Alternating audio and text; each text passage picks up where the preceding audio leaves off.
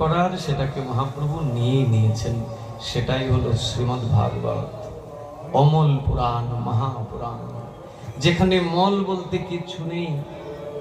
সমস্ত মলকে তিনি ছেটে ছুটে বিদায় দিয়ে একটা মল শূন্য রসালো ফল দিয়েছেন, যে ফলের মধ্যে কোনো আঠি নেই, ছাবড়া নেই।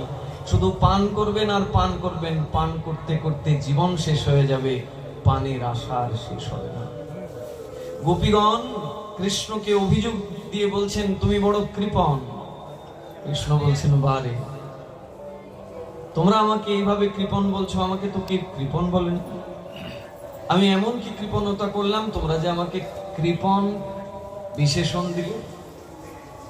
বলে, তুমি কৃপণ বলেই তো দুইটা কান আমায় দিয়েছো, আমাদেরকে দুটো কান দিয়েছো, এটাই তো তোমার সবচেয়ে বড় কৃপণতা। বলে, দুটো কানই তো সবাইকে দিয়েছিলাম। বলে, তুমি যদি আমাদেরকে আরো 10টা, 5টা, 20টা, 100টা, 1 লাখ, কোটি কোটি অর্বুদ অর্বুদ কর্ণ দিতে, আমাদেরকে যদি কোটি কোটি কর্ণ তুমি দান করতে, আর ওই কোটি কোটি কান দিয়ে সাধুদের শ্রীমুখ থেকে বিগলিত সেই ভাগবতের রসধারা যদি আমাদের কোটি কোটি কান দিয়ে প্রবাহিত হতো, তাহলে কবেই না আমাদের অন্তঃকরণ শুদ্ধ হয়ে যেত। এই জন্যই তো তুমি কৃপণ। রাধে রাধে।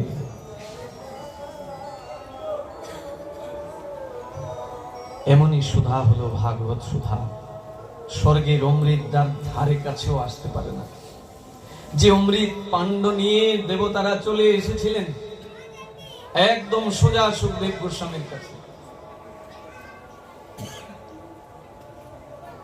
এসে কত সুন্দর করে বললেন, আমরা এই অমৃত কুম্ভ পেয়েছি সমুদ্র মন্থন কালে, তোমার হাতে তুলে দিচ্ছি, যাও যাও তুমি পরীক্ষিত রাজাকে পান করিয়ে দাও, তাহলে তার আর মৃত্যু হবে না, আর পরিবর্তে আমাদেরকে এই ভাগবত সুধা পান করাও। দেবতারা তো আসলেন বটে, কিন্তু আসলেন খালি হাতে, আবার বিদায় নিতে হলো। বললেন, যাও দেবতাগণ, এই ভাগবত সুধার সাথে তোমরা তোমাদের এই অমৃতের তুলনা করো। কোথায় কাঁচ আর কোথায় মণি? কাচের সাথে মণির তুলনা করো। তোমাদের কাছে যে অমৃত, এটা কাঁচ মাত্র, আর আমি যে সুধা নিয়ে যাচ্ছি পরীক্ষিতের জন্য, এটা শুধু কাঁচ নয়, এটা মণি, পরশমণি। লোহাতে ছোঁয়ালে লোহাটা সোনা হয়ে যায়।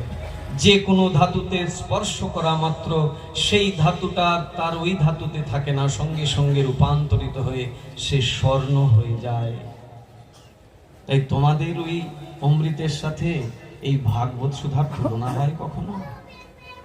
ভাগবত এমন একটি বিষয়, এটা কোনো পুঁথি নহে, এটা কোনো গল্প উপন্যাস নহে, এটা কোনো সাদা কাগজের টুকরো নহে। সাক্ষাৎ ভগবান, সাক্ষাৎ ব্রহ্ম।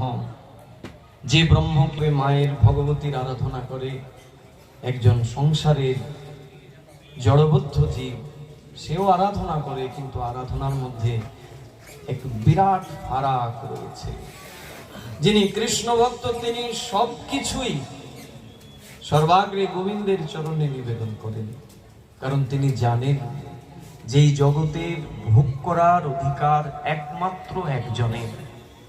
এই জগতের প্রত্যেকটি বিষয়কে ভোগ করার শক্তি রাখে একমাত্র অনাদিরাদি গোবিন্দ। সে শুধু আমরা নয়, স্বর্গলোক, দেবলোক, ব্রহ্মলোক, কোন লোকের কেউ এই জগতের কোন বস্তু ভোগ করার শক্তি নেই তাদের। এই শক্তি একমাত্র একজনের, তিনি শ্রী ভগবান। শ্রী ভগবানের আছে সেই শক্তি। তাহলে কি করতে হয় না, সেটি ভগবানকে দিয়ে তারপরে ভগবানের প্রসাদ সকলকে দেয়া যায়। আপনি যে গুরুদেবের কাছ থেকে দীক্ষা নিয়েছেন, গুরুদেব তো সবকিছু, আমাদের কাছে গুরুদেবই তো সবকিছু। গুরুদেব হচ্ছেন সচল বিগ্রহ, আর ভগবান হচ্ছেন অচল বিগ্রহ। গুরুদেব আমার সাথে কথা বলে, তরকারিতে যদি লবণ না দেই তাহলে গুরুদেব আমাকে শাসন করে। বেটা, রান্না করার সময় মন কোথায় ছিল? মোবাইলের মধ্যে ছিলি নাকি রান্না করছিলি? এটা ওই অচল বিগ্রহ ভগবান বলে না।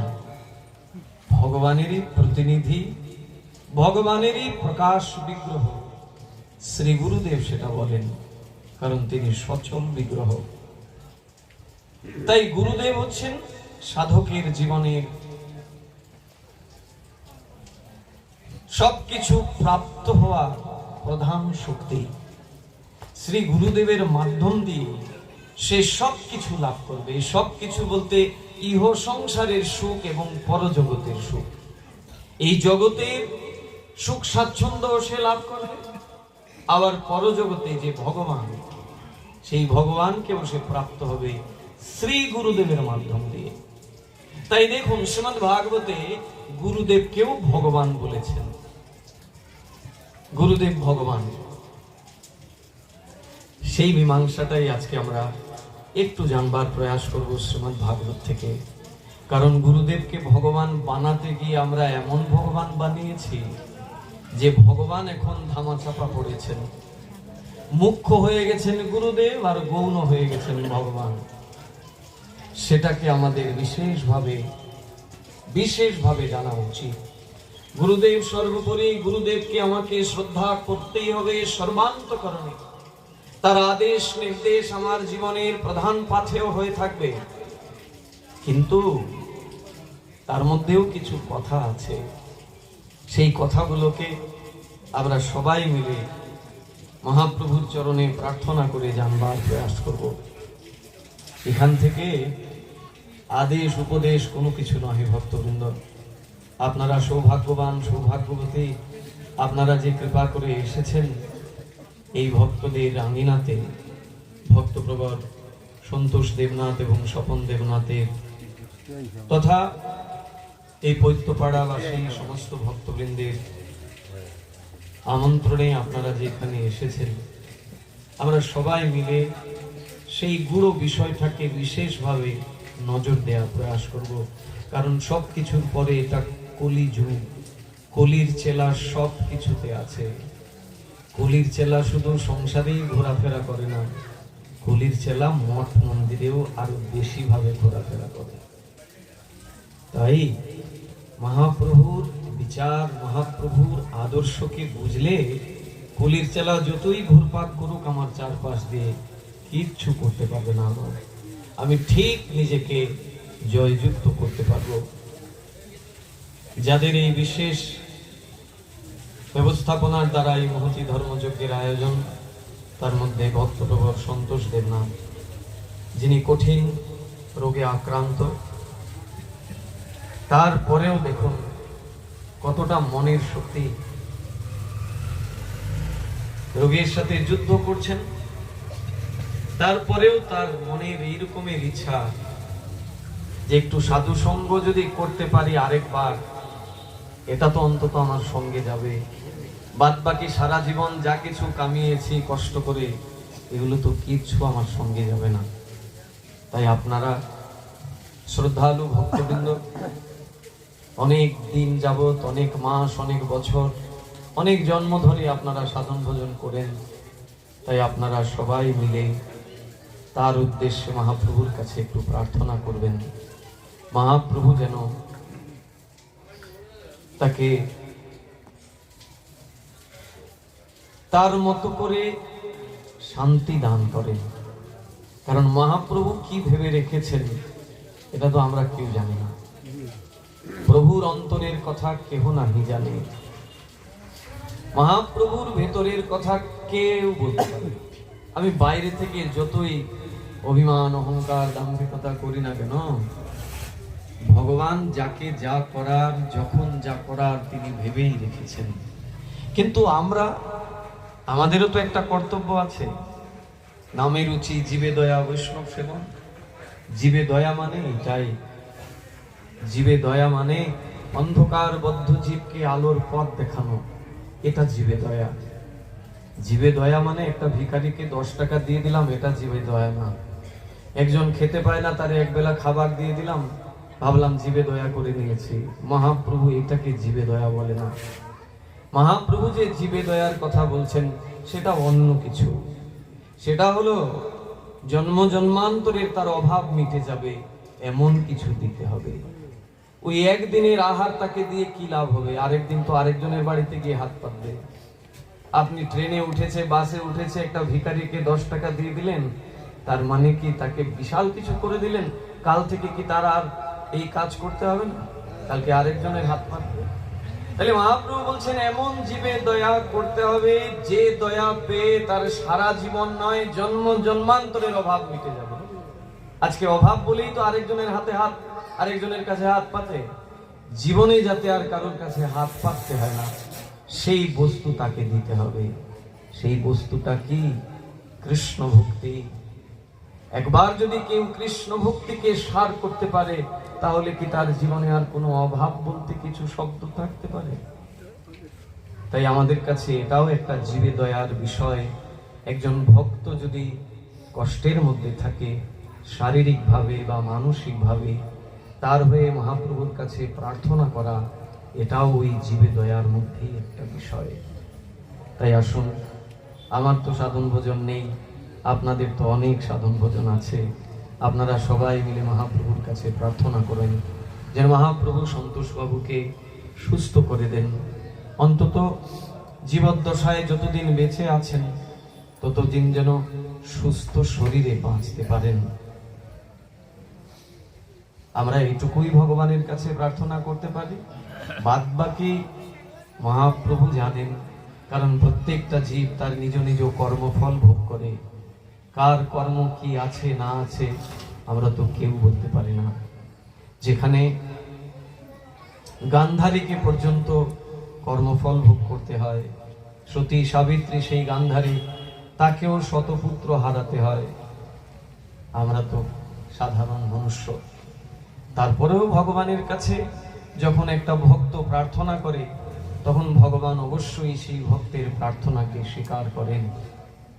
এবং এগুলো শাস্ত্রে ভুরি ভুরি প্রমাণ আছে। অনেক বড় দণ্ড হওয়ার কথা ছিল, কিন্তু সাধুগণের প্রার্থনায় ভগবানের তরফ থেকে সেই দণ্ডটা ক্ষীণ হয়ে এসেছে। যেখানে মৃত্যুদণ্ড ছিল, সেই মৃত্যুদণ্ডটা পর্যন্ত ক্ষীণ হয়ে গেছে যখন সাধুগণ ভগবানের কাছে প্রার্থনা করেছেন। হিরণ্যকশিপুকে, হিরণ্যাক্ষকে বধ করার পর কি ভগবান শান্ত হয়েছিলেন? এমন তার উগ্রমূর্তি, এমন তার উগ্রমূর্তি যেন কাউকে আর জীবিত রাখবেন না তিনি। শেষ পর্যন্ত ভগবানের এই উগ্রমূর্তিটাও শান্ত হয়েছিল। কখন? লক্ষ্মী এসেও শান্ত করতে পারেননি। দেবতারা ভেবেছিলেন যে প্রভুকে শান্ত করাতে পারেন একমাত্র তার অর্ধাঙ্গিনী লক্ষ্মী। তাই সবাই বৈকুণ্ঠে গিয়ে লক্ষ্মীর কাছে প্রার্থনা করেছিলেন, মা আসুন, আপনার স্বামীকে শান্ত করুন। প্রভু এমন উগ্রমূর্তি ধারণ করেছেন যে পৃথিবীতে প্রলয়ের সৃষ্টি হয়ে যাচ্ছে। আমরা স্বর্গলোকে, দেবলোকে কেউ আর বসবাস করতে পারছি না। তাই আসুন, কৃপা করে আপনার প্রভুকে আপনি শান্ত করুন। সমস্ত দেবতাগণ লক্ষ্মীকে নিয়ে আসলেন। লক্ষ্মী শান্ত করা তো দূরের কথা, কাছেই যেতে পারছেন না। এত উগ্র মূর্তি, সেই তাপের যন্ত্রণায় লক্ষ্মী গিয়ে কাছে যাবেন, প্রার্থনা করবেন, সেই সুযোগই নেই। পরিশেষে কে শান্ত করেছিলেন? যখন দেবতা আদি ব্রহ্মা সকল, লক্ষ্মী পর্যন্ত যখন পারলেন না, তখন লক্ষ্মী, দেবতা, ব্রহ্মা সকলে গিয়ে শরণাপন্ন হলেন প্রহ্লাদের কাছে। প্রহ্লাদের কাছে গিয়ে প্রার্থনা করলেন, প্রহ্লাদ তোমার প্রভু তো, তুমি তোমার প্রভুকে বলেছো এই স্তম্ভের মধ্যে আছেন, স্তম্ভ থেকেই তিনি প্রকাশিত হয়েছেন। অতএব তোমার প্রভুকে শান্ত করতে পারো একমাত্র তুমি। যাও প্রহ্লাদ, প্রভুকে শান্ত করো। প্রহ্লাদ যখন এসে ভগবানকে বললেন, প্রভু তোমার এই উগ্র মূর্তি তুমি যে ধারণ করেছো, তোমার এই সৃষ্ট সকলে কত কষ্ট পাচ্ছে, তাদের কষ্ট যন্ত্রণা কি একবারও তোমার উপলব্ধিতে আসে না? প্রভু তুমি শান্ত হও।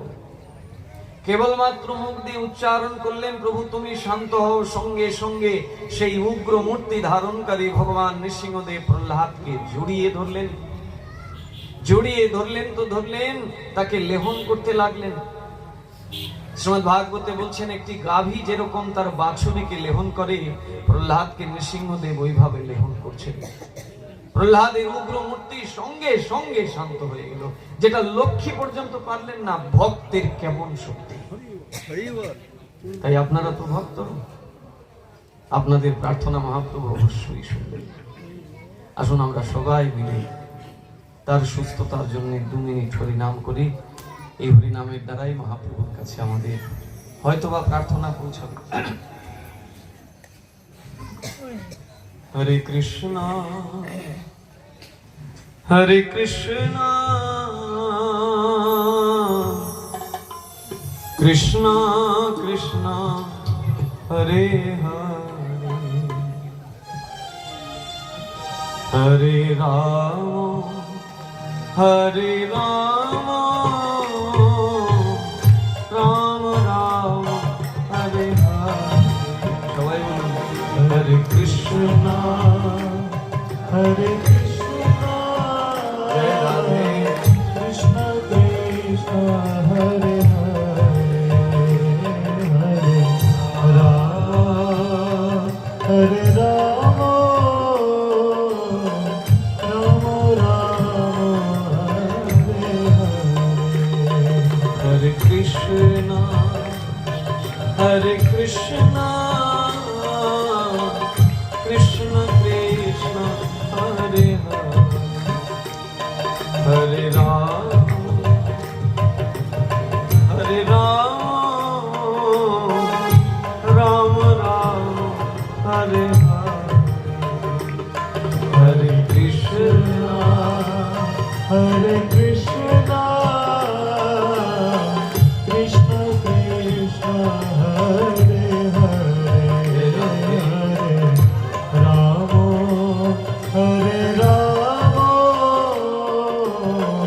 রাম রাম হরে হরে, হরে কৃষ্ণ হরে কৃষ্ণ কৃষ্ণ কৃষ্ণ হরে হরে, হরে রাম হরে রাম